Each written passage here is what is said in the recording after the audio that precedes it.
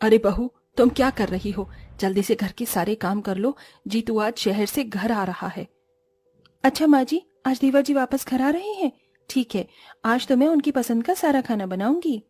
मोहिनी घर की बड़ी बहू थी और उसने घर को बहुत अच्छे से संभाल भी रखा था। कैलाशिनी अपनी बड़ी बहू से खुश थी, लेकिन वो बहुत गरीब परिवार से थी और शादी के समय वो दहेज में कुछ भी नहीं लेकर आई थी। जैसे ही उसका बेटा जीतू शहर से वापस घर लौट आता है, वो उससे कहती है, बेटा तूने नौकरी बहुत कर ली और अब तेरी शादी के लायक उम्र हो गई है। मैंने एक लड़की देखी है, बहुत अच्छे परिवार से है, अमीर भी है, साथ में खूब सारा दहेज भी लेकर आएगी।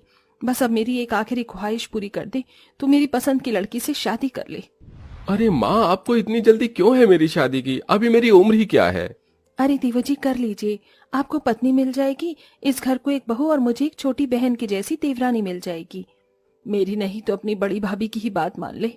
तभी वहाँ आकाश भी आ जाता है। और छोटे, कैसा है तू? लगता है तेरी भाभी और माँ ने तुझे घेर लिया है।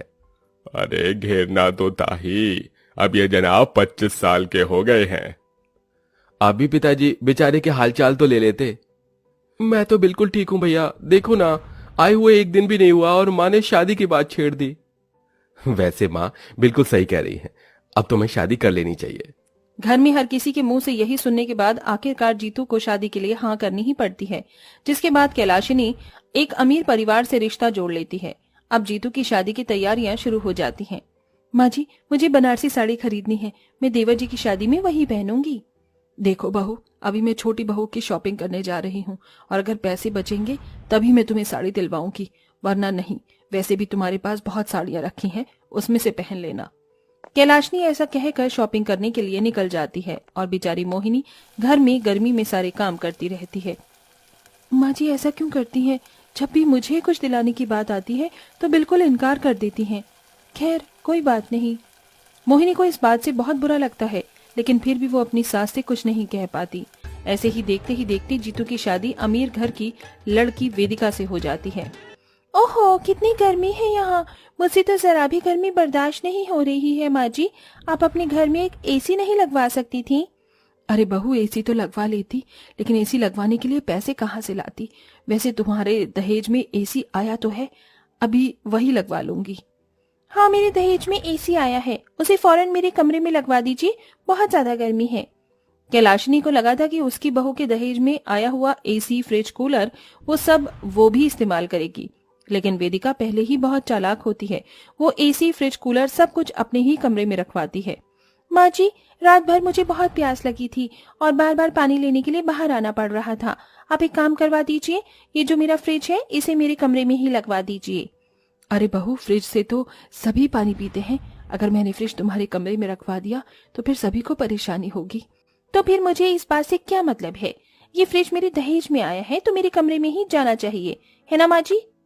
हाँ बहू, ठीक है, जैसा तुम कहो। इस तरह वेदिका अपने दहेज में लाया हुआ सारा का सारा सामान खुद ही इस्तेमाल करती है और किसी को भी सामान इस्तेमाल करने नहीं देती। एक दिन कैलाशनी के कमरे का पंखा खराब हो जाता है तो उसे बहुत गर्मी लगती है। बहुत गर्मी लग रही है, एक काम करती हूँ, छोटी बहू के कमरे में चली जाती हूँ, वहां पर एसी लगा है। कैलाशिनी अपनी छोटी बहू के कमरे में आकर बेड पर लेट जाती है। तभी कुछ ही देर में वेदिका जब अपने कमरे में आती है तो वो अपने कमरे में अपनी सास को देखकर गुस्से के मारे आग बबूला हो जाती है। माँ जी, माँ जी उठ जाइए, आपकी हिम्मत कैसे हुई मेरे कमरे में आकर सोने की? क्या हुआ बहू, क्यों चिल्ला रही हो? गर्मी लग रही थी इसलिए यहाँ पर आकर सो गई, इसमें कौन सी बड़ी बात है? अरे आपको शर्म आनी चाहिए, अपनी ही बहू के कमरे में आकर सो रही हो। यहाँ पर मैं सोती हूँ, इसीलिए आप अपने कमरे में जाइए। बहू, मेरे कमरे में पंखा खराब हो गया है, बहुत गर्मी लग रही थी इसलिए मैं यहाँ आ गई, तुम थोड़ा सा एडजस्ट नहीं कर सकती मेरे लिए? अरे मैं क्यों करूँ तुम लोगों के लिए एडजस्ट? आज तक मैंने अपने मायके में एडजस्ट नहीं किया तो यहाँ कैसे कर लूंगी? आपको करना है तो करो, मुझसे नहीं होगा, फिलहाल मेरे कमरे से बाहर निकलो। वेदिका इस तरह जलील करके अपनी सास को कमरे से बाहर निकाल देती है। ये सब देखने के बाद कैलाशनी को अपनी गलती का एहसास होता है। मेरी छोटी बहू कितनी मतलबी और लालची है। अरे उसने एक बार भी हम लोगों के बारे में नहीं सोचा, उसे तो सिर्फ अपनी ही पड़ी है। कितनी गर्मी है, अब मैं क्या करूं? मोहिनी अपनी सास को इस तरह रोते हुए देख लेती है। माँ जी, आप परेशान क्यों हो रही हो? चलिए मेरे कमरे में आ जाइए, मेरे कमरे में पंखा चल रहा है।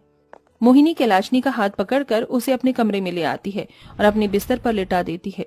पंखे की हवा तो लग ही रही थी, ऊपर से अब मोहिनी अपनी सास के हाथ वाले पंखे से हवा भी करने लगती है। आप सो जाइए, मैं आपकी हवा कर देती हूँ, आपको गर्मी नहीं लगेगी। मोहिनी इस तरह अपनी सास की अच्छे से देखरेख करती है। इसी के चलते कैलाशनी को अपनी गलती का एहसास होता है और वो अगले दिन सुबह अपनी बहू से माफी मांगती है।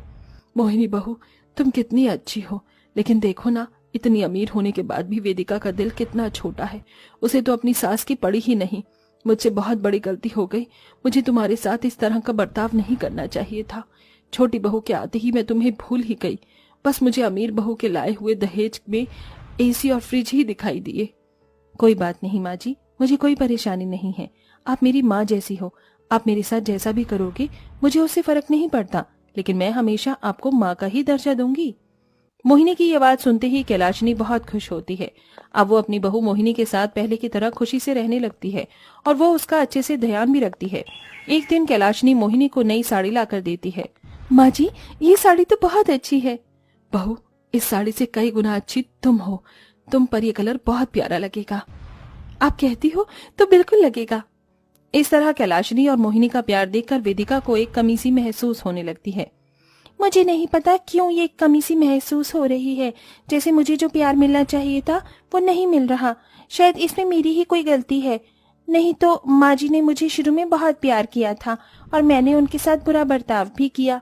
वो बेचारी गर्मी में परेशान थी और मैंने उन्हें अपने कमरे से ही निकाल दिया।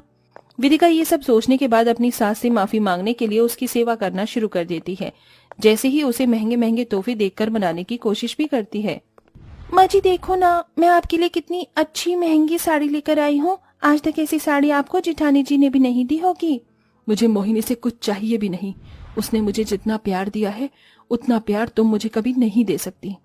ये सुनते ही वेदिका की आंखों में आंसू आ जाते हैं और वो अपनी सास के पैरों में गिरकर माफी मांगते हुए कहती है, माँ जी माना, मैंने बहुत बड़ी गलती की है, लेकिन अब मुझे अपनी गलती का एहसास भी हो गया है।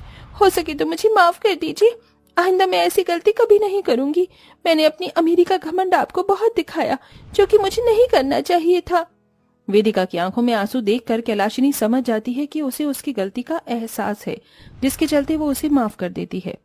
तुम्हें तुम्हारी गलती का एहसास है, इसलिए तुम्हें माफ कर रही हूँ, लेकिन आइंदा कभी ऐसा मत करना। वैसे तुम्हारे ही चलते मैंने भी एक सबक सीखा कि अमीर गरीब कुछ नहीं होता, प्यार प्रेम ही सब कुछ होता है। कैलाशनी ऐसा कहकर अपनी रोती हुई बहू को गले से लगा लेती है। इस तरह कैलाशनी की दोनों बहू अब घर के अंदर बहुत प्यार प्रेम से रहने लगती हैं। कुछ दिनों में कैलाशनी अपनी बड़ी बहू के कमरे में एसी लगवा देती है और वहीं वेदिका अपने पैसों से अपनी सास के कमरे में एसी लगवा देती है। अब पूरा परिवार खुशी खुशी एक साथ रहने लगता है।